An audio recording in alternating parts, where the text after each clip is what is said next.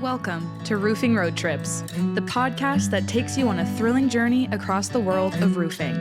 From fascinating interviews with roofing experts to on-the-road adventures, we'll uncover the stories, innovations, and challenges that shape the rooftops over our heads.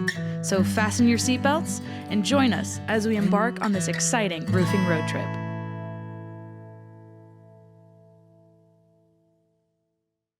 Hello and welcome to another episode of Roofing Road Trips from Roofer's Coffee Shop. My name is Karen Edwards, and today's episode, we're going to be talking all about how service divisions can really transform your business. And joining me for this conversation is Cody Kline from commercialroofer.com. Cody, welcome. Yes, thank you so much. I'm really excited to jam on everything service and everything commercial roofing with you today. Yeah. Oh, so great to have you here. First of all, introduce yourself and tell those listening a little bit about you and maybe your journey where you got where you are today. Sure, I could talk to a brick wall, so I'll try and keep it short and sweet for you. I had a roofing company of my own after working in the industry for about 8 years, and had a roofing company that essentially was a part of a 19 company merger and acquisition. And it was a play that went from 2017 to 2021. And I was one of the last companies of the batch. And I worked with those guys for a little while, moved across the country, ran large sales teams. And inevitably in 2022, I took a trip to Nepal.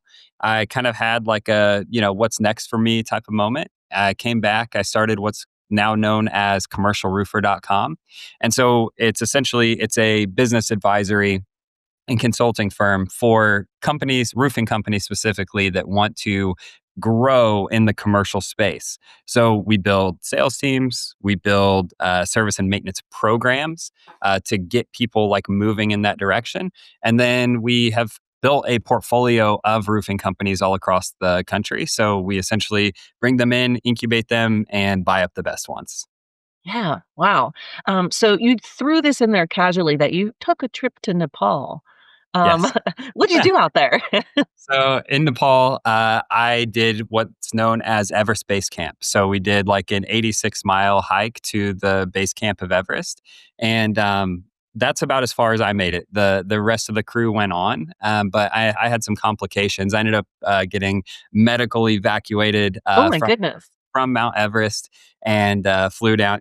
Got to fly back down to Kathmandu and got all taken care of. But I was all good after that. Yeah, yeah. So trips like that, you really discover yourself and you came back from that and you started Commercial Roofer. Yeah, And it sounds like it's been really successful so far.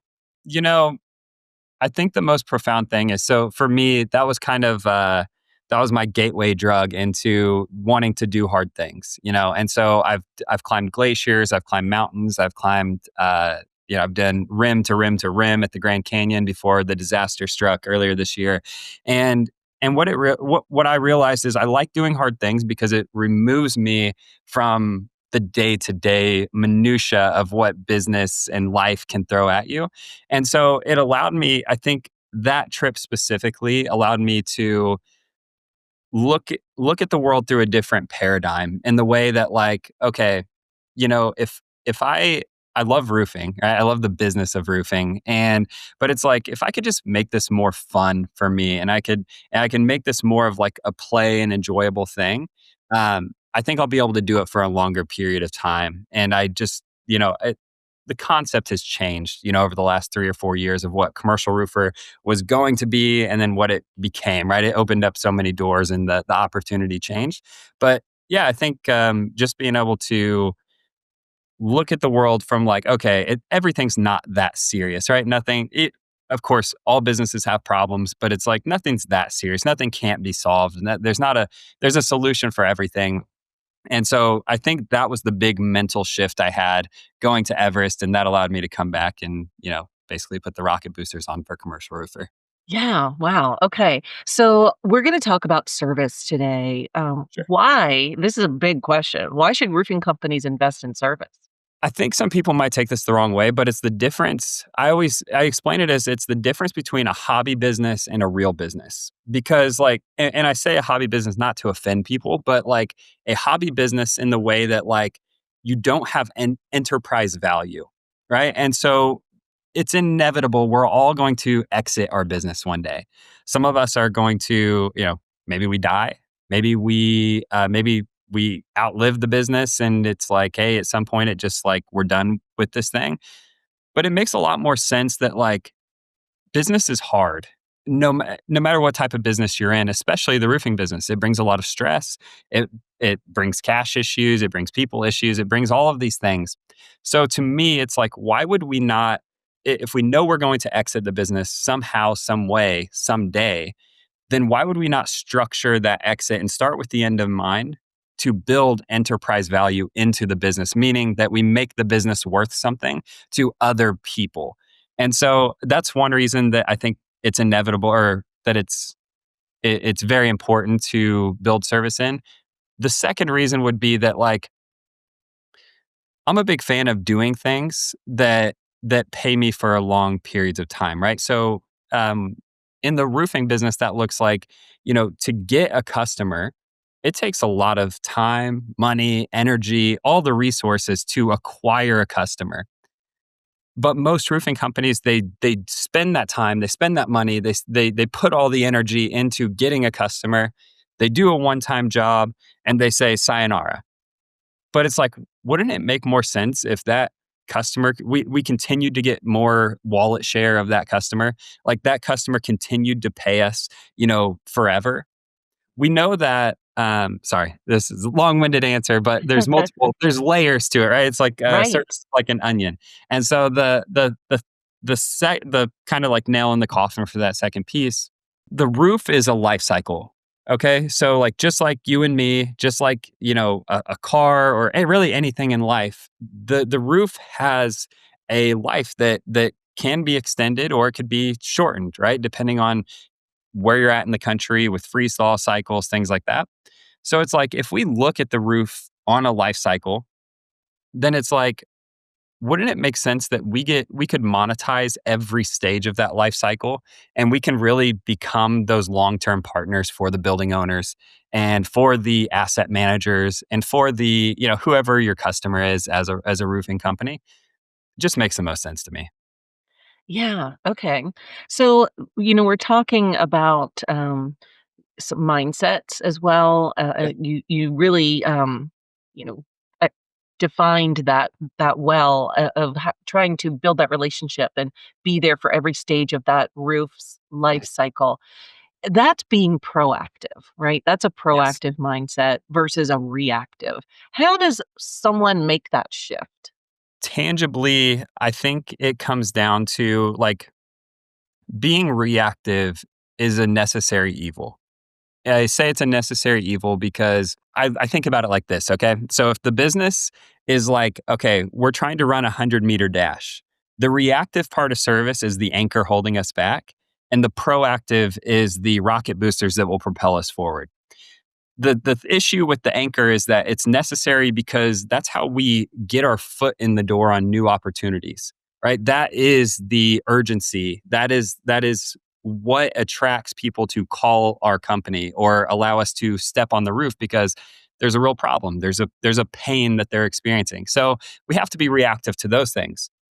Now, the issue, or I'm sorry, the strategy for becoming proactive is taking advantage of those reactive opportunities. Because when you get up there, if you just go out and you solve that one problem, it's like, hey, I have a leak right above my head. Can you solve that? Of course we can. But if we want to be proactive, let's look at the entire building. And I learned this from a good friend of mine that's actually going to be at ServiceCon with us, a buddy of mine named Brian, where it's like, we don't want to just go look at that one problem. We want to look at the entire system as a whole. And so if we can do that and we can say, hey, look, you're going to pay us X amount of dollars to fix this problem, but we also found these 5 other issues that they're not an issue now, but they will be if you don't take care of them now. Well, we look like the hero because we're going to save them a bunch of money. And it's also conducive to our bottom line because we're going to make more money for doing those things. So I think tangibly, your specific question was, how do we go from being reactive to proactive? Yeah. And it's not either or, it's not binary. It's just taking advantage of those reactive situations to become proactive, and take advantage of the rest of the system. Yeah, for sure. Wow. Okay, so you mentioned ServiceCon. That is a conference that's happening. What are the dates? March 2nd through the 4th of 2026. Okay, and that event is focused on commercial service. Really? It's funny. So ServiceCon is a roofing conference, and there's no shortage of roofing conferences, but it's the only roofing conference that focuses on this type of business model, right? On the service-based business model. And I I believe that the other conferences and the rest of the roofing industry will catch on eventually, but it's the only place you can go to basically get ahead of your competition because you and I know, and I don't know, maybe the listeners, some do, some don't know. Um, but service and maintenance is few and far between. There's not a lot of companies that have caught on to that model. Now, there's other industries that are way ahead of the roofing industry. We've got HVAC, Yeah. dentistry, the automotive industry. Like they're all light years ahead of us when it comes to taking advantage of service and maintenance. But yeah, ServiceCon is a conference where you can propel yourself ahead of your competition in your local market by learning that service and maintenance model. Yeah, you're right. Who doesn't get their oil changed or get their teeth cleaned or Exactly. Yeah. their furnace filter replaced? Yes. So it's just taking. Everyone always talks about, oh, we have to get our customers to think in that way, and that's a hard thing to do. But I actually think it just starts with getting roofers to even believe that that's necessary, right? And so that's the mission of ServiceCon, and I'm really supportive of those guys. The guys that run that are the guys behind Centerpoint Connect, Will and Quincy and that whole team, and I just support everything they do because I believe in the model. Yeah, yeah. Will make some killer beef jerky, I tell you. He That's he an added bonus. Yeah, Yeah, exactly. yeah, wow, yeah, that's great. So one of the benefits, I think, of service, I'd like you to talk a little bit about it because there's a new administration that took office, in January. We're Yes. hearing economic uncertainty is the big word. People they're unsure. How does service steady the ship, so to speak? There's always a reason for economic uncertainty for sure. But as far as I'll put it like this, it's plain and simple. Um, Asset managers, property managers, building owners, a lot of times these buildings they're protecting assets. There are expensive goods inside, whether that's people, whether that's actual goods, of a business or equipment. And no matter what the economy says, they're not going to let people get leaked on. They're not going to let their multi-million dollar equipment get leaked on. Their multi-millions of dollars worth of goods get leaked on. So they're going to stop leaks. Now, in economic uncertain times or uncertain times in the economy, uh, are people going to hold off on spending $1 million or multiple millions of dollars on replacing a roof? Absolutely, they are. But they're never going to stop fixing the leaks or being reactive to those types of things, which we just talked a moment ago about how do we take those reactive opportunities and convert them to proactive. So I think that's what steadies the ship is just knowing that like people, the right type of customers are never going to just let their buildings leak and just go to heck. So I think that's the difference between, hey, I'm roofer A that only does roof replacements versus roofer B that does service and maintenance. Like the service and maintenance guys, especially, even if you look back to like '08, '07, '08 timeframe, all of the roofers that did service and maintenance, like the big companies, they grew through that. They took market share in those times where a lot of roofing companies, they did the opposite, right? We've had Yeah. clients come to us in the past couple years that have been around since, for 20, 30, 40 years. So they've seen the inevitable ups and downs of the industry. And it was because they didn't have a service department. Yeah. Yeah. That's very well stated. So if a contractor has decided that they want to get into service, they're really going to invest in that in their company. What are some common pitfalls that you see people making and that we can help them avoid? You said it earlier. It's the being reactive versus proactive. I would say that's tried and true, the biggest pitfall. And so guys come in and they think it's hard to sell the proactive preventative maintenance agreements, and it is if you don't pitch it correctly, right? If you don't curate that offer to be attractive to your potential customer. So what they default to is like, oh, we'll just call us up if you need anything, right? And they become that reactive contractor. But if you remember the analogy I used earlier, it's like if we're running a 100-yard dash, that's the anchor that's holding us back is just being reactive. It's hard to scale. That's not as profitable as the preventative stuff. And so I would say that's probably it is, being reactive versus proactive. So, what should roofing contractors consider when they're trying to scale their service division? And is this some of the things that commercialroofer.com helps with? Yeah.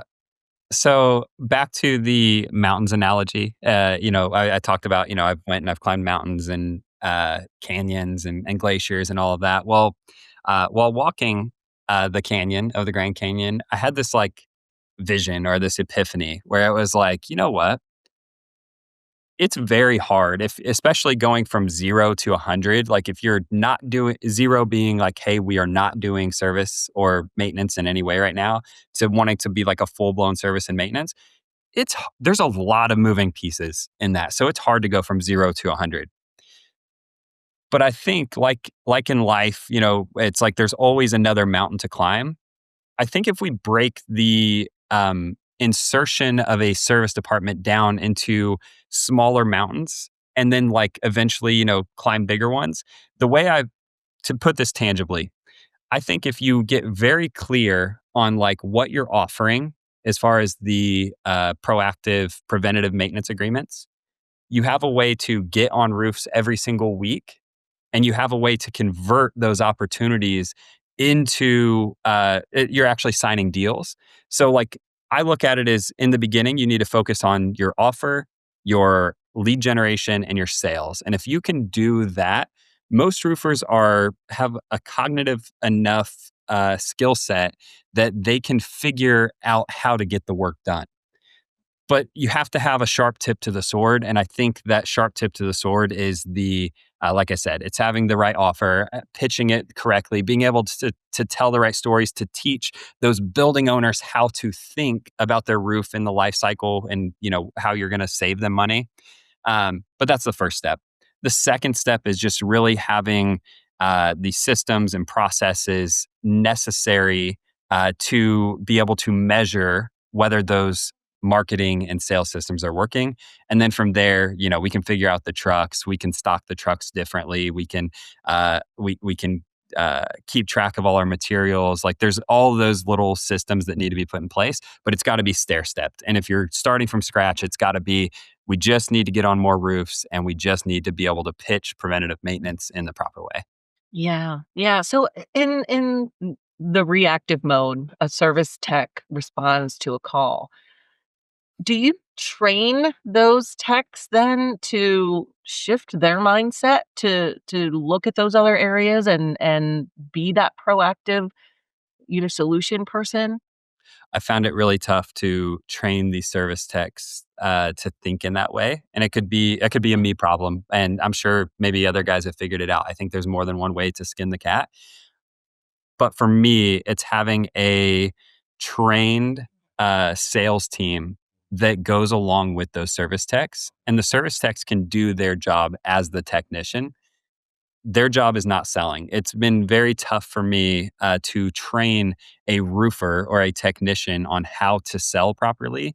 It's been a lot easier for me to take a highly intelligent, somebody that learns quickly, is motivated by making sales and teach them a little bit about roofing. Teach them enough to know how to work with that service tech to inspect the rest of the roof, to pull the service tech's attention over to these other areas and use them as a tool. So I see it working in tandem. Sales and service is not separate. It's the same thing. It's just separate people inside the team.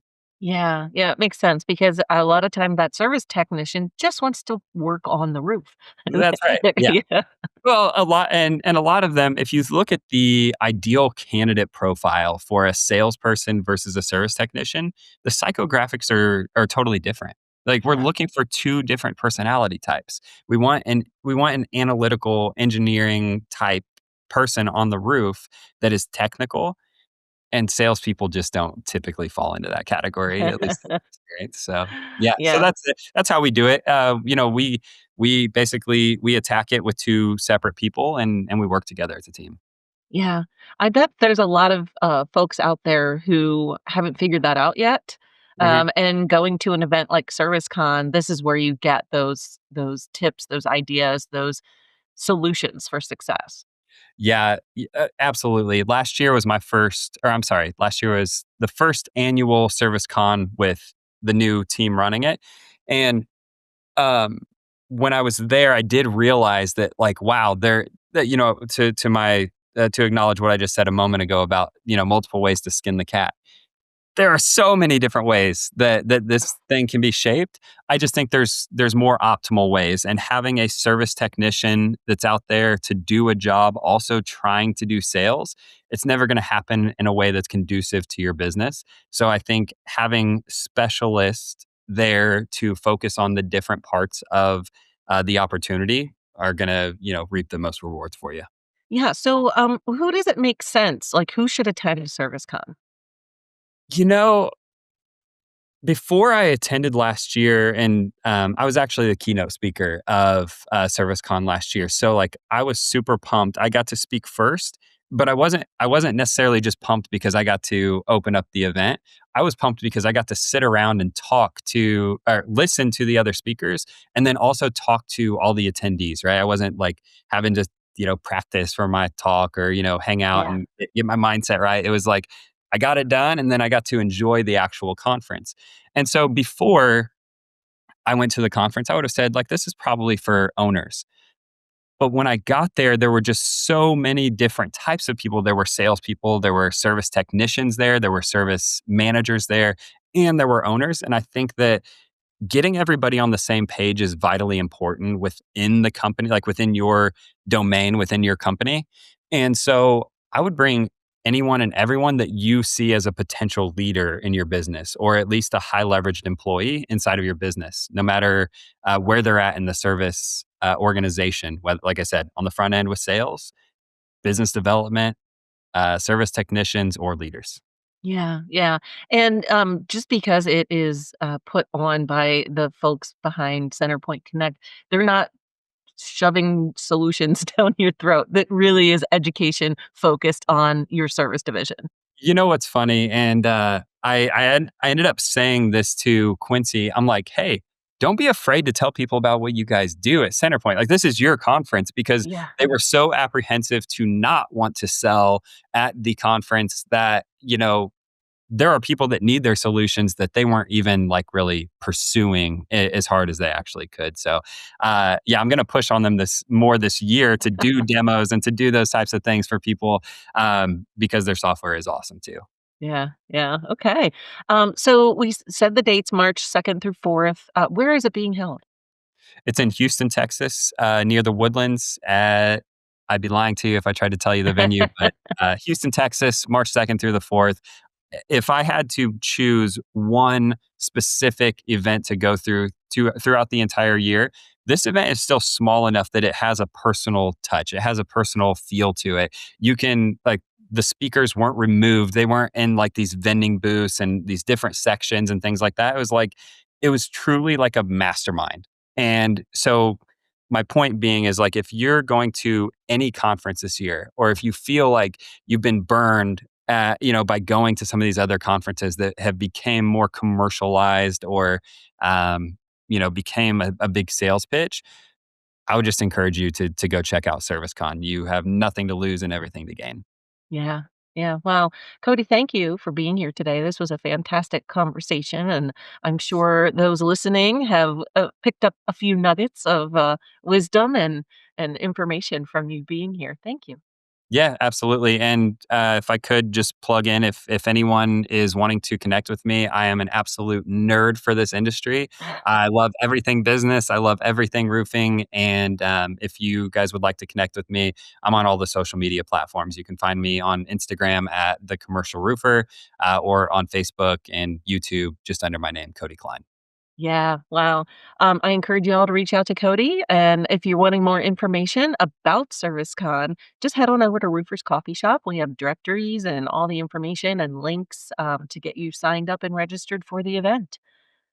Cody, it was great to chat with you. Thank you to everybody out there for listening. We encourage you to subscribe on your favorite podcast platform because we want to see you on a future episode of Roofing Road Trips. See you next time. Bye.